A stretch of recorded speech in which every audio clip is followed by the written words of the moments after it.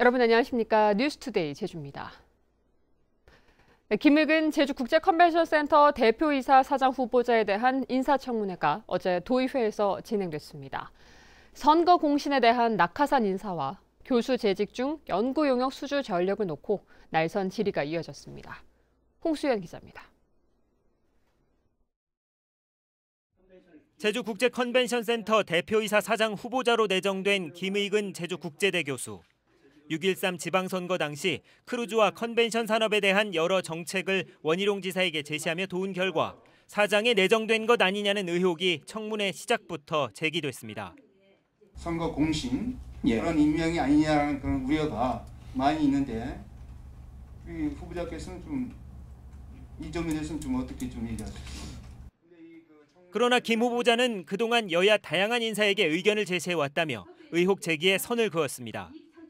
선거와 관련돼서 이렇게 공기관의 기관장을 임명한다는 것은 저는 바람직하지 않다고 보고요. 바람직하지 않다고 보고 제가 공정한 좀 절차에 의해서 뽑히지 않았나 이렇게 저는 생각을 하고 있습니다.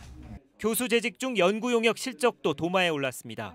김 후보자가 최근 8년간 도내 기관으로부터 수주한 연구 용역이 30여 건이나 돼 제주연구원 출신의 특혜가 아니냐는 지적도 나왔습니다. 타 교수 같은 경우도 뭐 보통 3, 4건 정도 이렇게 뭐 많으면 한 5, 6건 정도 하는데 너무 많은 걸 받아가지고 어떤 특혜가 있지 않았었나 생각을 들기도 합니다. 거기에 대해서 어떻게 생각하세요? 충분히 그렇게 생각하실 수 있고요. 제가 그 해만 좀 많았지 최근에 보면 두세 건도 이제 못하고 있지 않습니까? 그래서 국제 크루즈 포럼 조직위원장으로 활동하며 컨벤션 센터가 아닌 호텔을 개최 장소로 선정한 것과 잦은 교통 위반 전력도 지적됐습니다. 주차 위반이 뭐 10여 건 이상 되는 걸로 알고 있습니다. 그래서 제가 평소에 주차하는 습관이나 이런 것들을 좀 반성하게 됐습니다. 그래서 도의회 문광위는 김 후보자가 전문 경영인으로서 경험이 부족하지만 포럼 개최 공로를 인정하고 5개월 넘게 이어지는 컨벤션 센터 사장 공백을 감안해 적격하다는 인사청문 보고서를 채택해 원희룡 지사에게 전달했습니다. MBC 뉴스 홍수현입니다. 고희범 제주시장 예정자의 인사청문회가 오늘 오전 10시 예정된 가운데 민주당이 비판적인 입장을 발표해 인사청문 결과가 주목됩니다. 민주당 제주도당은 대변인 논평을 내고 민주당은 행정시장 공모와 관련해 관여한 바가 없었고 개인의 자리 욕심을 위해 동분서주하는 사람의 모습을 협치라는 이름으로 도민을 기만하는 일은 없어야 한다고 주장했습니다. 제주 제2공항 건설과 관련한 공론조사를 놓고 진실 공방이 벌어지고 있습니다.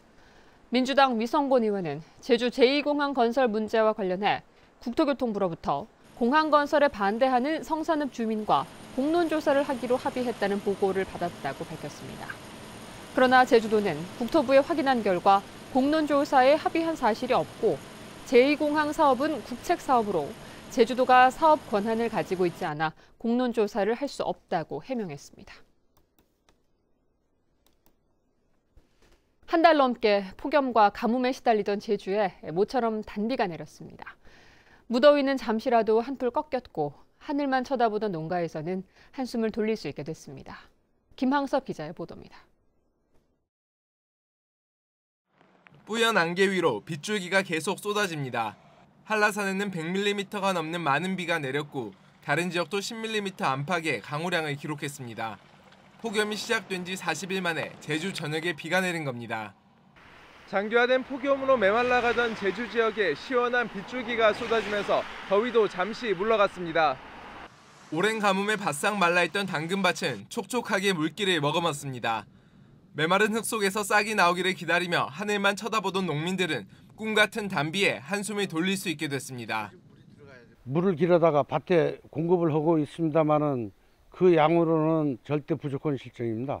비가 내려줘서 상당히 농민들은 고맙게 생각하고 있습니다.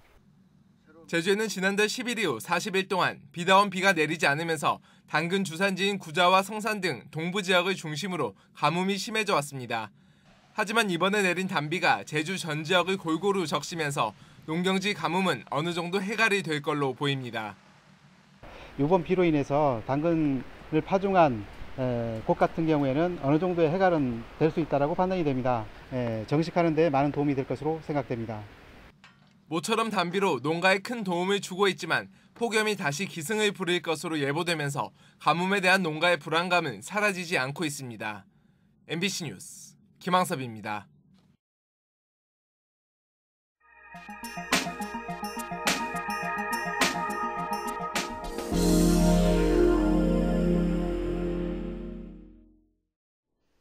색깔 있는 별을 활용해 논에 그림을 그리는 일명 논아트, 충북 괴산군이 발명 특허를 가지고 있습니다.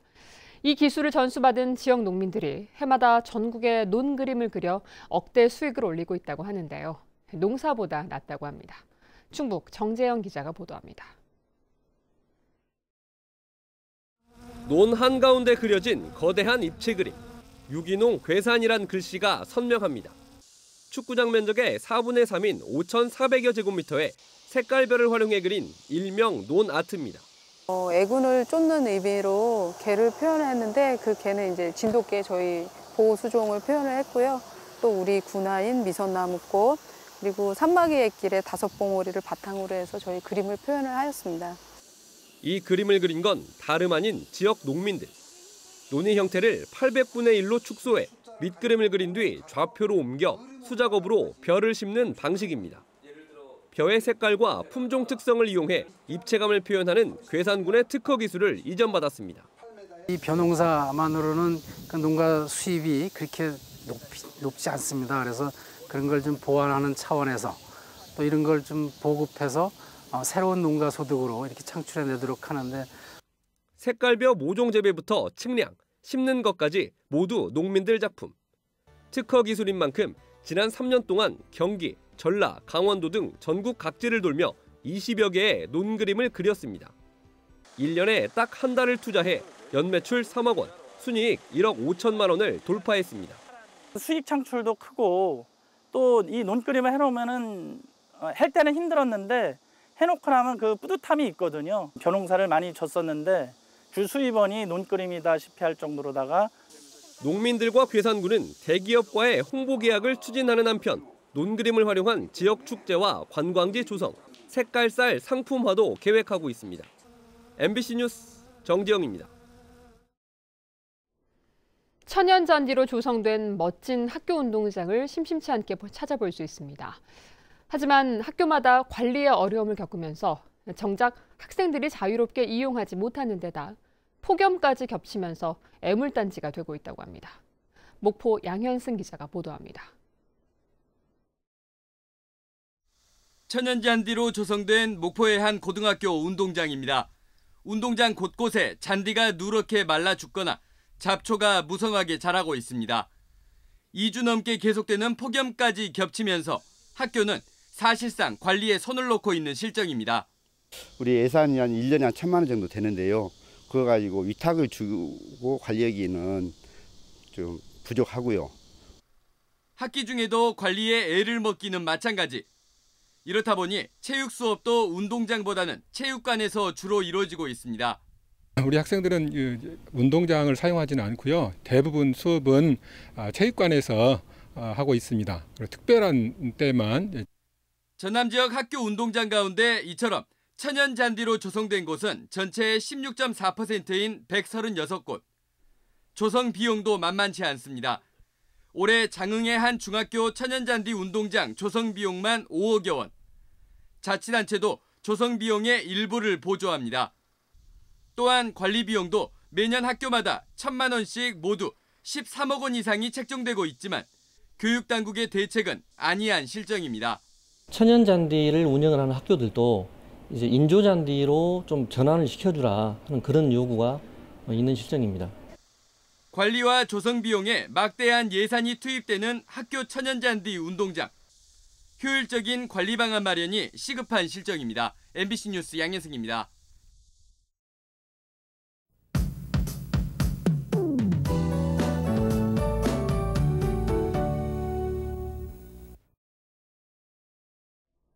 네, 오늘 아침도 흐리고 비가 내리고 있습니다. 이 비는 아침까지 이어지겠고요. 산지에는 오후까지 내릴 것으로 전망됩니다. 현재 제주도 전역에는 강풍주의보가 발효 중인데요. 오늘까지 바람이 매우 강하게 불겠으니 시설물 관리와 안전사고 예방에 각별히 신경 써주셔야겠습니다. 비가 오면서 오늘도 폭염은 잠시 주춤하겠습니다. 오늘 아침 기온 26도로 출발하고 있고요. 낮 기온 30도로 전망됩니다. 다음은 자세한 지역별 날씨입니다. 북부 지역 폭염주의보가 발효 중이고요. 아침 기온 25도 내외로 출발하고 있습니다. 고산에는 빗방울이 떨어지고 있고 서부 지역의 낮 기온은 32도 안팎까지 오르겠습니다. 남부 지역 오늘 아침 기온 26도로 어제와 비슷하게 나타나고 있고요. 동부 지역의 낮 기온은 30도로 어제보다 1도가량 낮을 것으로 전망됩니다. 산지에는 오후까지 비가 올 것으로 예상되고요. 중산간 이상 지역으로는 안개가 끼는 곳이 있으니 교통안전에 주의하셔야겠습니다. 도서 지역도 흐리고 비가 내리는 가운데 아침 기온은 27도 내외로 나타나고 있습니다. 현재 제주도 남쪽 먼바다에는 태풍 경보가, 제주 앞바다와 남해서부 먼바다에는 풍랑 경보가 발효 중입니다. 해상에는 바람이 강하게 불고 물결도 최고 6m까지 매우 높게 일겠으니까요. 피해 없도록 각별히 주의하셔야겠습니다. 오늘 아침 제주공항에는 비가 내리고 있고요. 윈드시어와 강풍특보가 발효 중입니다.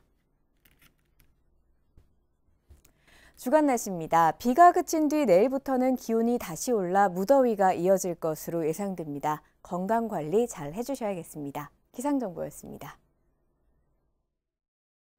농산물품질관리원 제주지원은 지난 한 달 동안 관광지 주변 음식점과 축산물 판매장의 원산지 표시를 단속한 결과 위반업소 11곳을 적발했습니다. 위반 내용은 원산지를 표시하지 않는 업체가 7곳으로 가장 많고 외국산 돼지고기를 제주산으로 속여 표시하는 등 거짓 표시가 4건입니다. 제주지방법원 제2형사부는 단란주점 여주인을 성추행하고 폭행한 혐의로 기소된 60살 강모 씨에게 징역 1년 6월에 집행유예 3년을 선고했습니다. 강 씨는 지난 2월 제주시내 한 유흥주점에서 성매매 여성을 불러달라고 한 뒤 이를 거절한 여주인을 성추행하고 폭행한 혐의로 재판에 넘겨졌습니다. 제주도 교육청은 최근 베트남 호치민과 하노이 대학과 협의해 베트남어 자격이 있는 경우 교육감 추천서가 있으면 입학을 허용하고 베트남어 자격이 없으면 학교 측이 어학연 수비를 50% 지원하기로 했다고 밝혔습니다. 교육청은 도내 베트남 다문화 가정 학생 500여 명이 가정에서 배운 베트남어를 활용해 진학할 수 있을 것으로 기대했습니다. 제주항공은 다음 달 12일부터 26일까지 제주와 일본 후쿠오카 노선에 주 4회 일정으로 부정기편을 운항합니다. 제주항공은 이번 부정기편 운항을 통해 후쿠오카 노선의 시장성을 살펴본 뒤 연내에 정기 노선 전환 여부를 확정할 계획입니다. 한편 제주항공은 지난달 6일 취항해 이달 말 종료 예정이던 제주와 홍콩 노선을 10월 말까지 추가 운항합니다. 부동산 경기가 침체되면서 건축 허가 면적이 크게 줄었습니다. 제주도에 따르면 지난달 건축 허가 면적은 21만 제곱미터로 지난해 같은 기간보다 30%가량 감소했습니다. 특히 상업용 건축물은 40% 줄었고 주거용 건축물은 20%가량 감소했습니다. 제주도는 미분양 주택 물량 증가와 주택 매매가 하락 등의 영향으로 당분간 감소세가 이어질 것으로 내다봤습니다. 민주노총 공공연대 노조 제주지부는 제주대학교 학생생활관 식당 내부에 설치한 CCTV가 비정규직 직원들을 감시하기 위한 인권 침해라며 철거할 것을 요구했습니다. 대학 측은 안전과 출입 관리를 위한 목적이라고 밝히고 있지만 노조는 조리실 당사자들의 동의나 의견 수렴 없이 일방적으로 추진해 일상을 감시당하고 있다고 주장했습니다. 전교조 제주지부는 교원의 교육 이외 업무를 없애는 것을 조직 개편 방향으로 삼아달라고 제주도 교육청에 요구했습니다. 전교조는 제주 지역 교원들의 주당 수업 시간이 전국 최상위권인데도 하루에 2시간 이상을 공문과 회계 처리 등 교육 이외의 업무를 하는 바람에 학생 생활 지도와 상담 시간이 줄어들고 있다고 주장했습니다.